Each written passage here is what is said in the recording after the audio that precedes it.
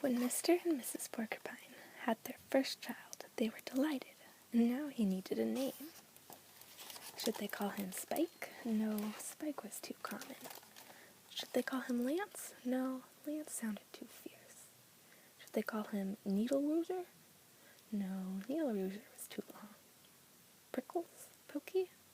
Quillian? Then together they had an idea.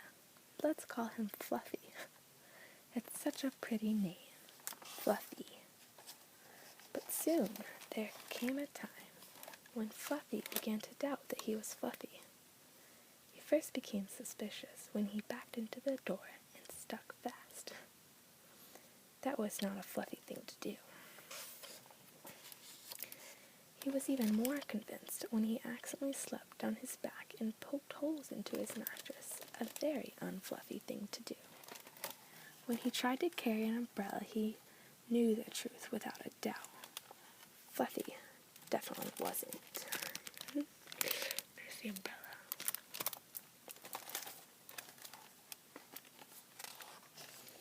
So he decided to become fluffier. Clouds are fluffy, he thought. I'll be a cloud. But he wouldn't stay up. He fell out of the tree. Oh no. I know pillows are fluffy, he said. I'll be a pillow. But when his mother sat on him, she was not pleased. He tried soaking in a bubble bath for 45 minutes, but he did not become fluffy. He just became soggy. He tried whipped cream. He put a little on each quill. It was not easy, and it took more than half a day.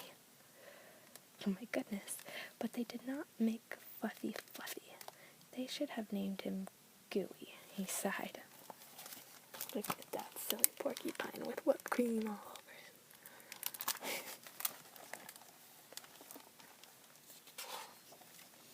He ate a lot of fluffy marshmallows. He rolled in shaving cream and feathers. He even tried to become a bunny. But the truth remained. Fluffy wasn't.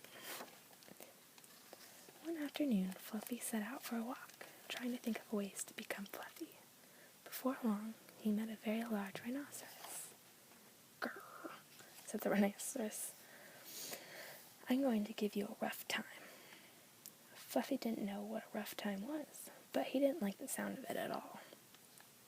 What is your name, small prickly thing? Asked the rhinoceros unkindly. Fluffy, said Fluffy. The rhinoceros smiled. He giggled. Then he laughed out loud. He rolled on the ground.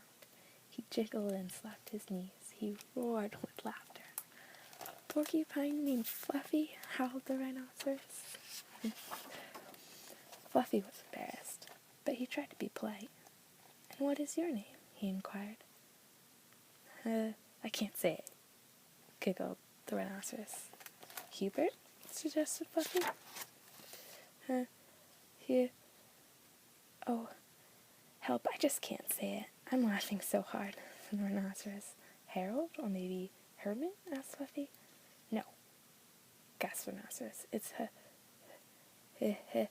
Hippo. Hippo? A rhinoceros named Hippo. Fluffy smiled. He giggled, then he laughed out loud. He jiggled and slapped his knees. He howled with laughter. A rhinoceros named Hippo? Fluffy cried.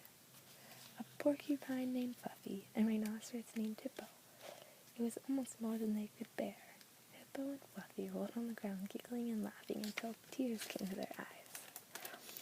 At last, they lay exhausted on the ground. From that time on, they were best of friends.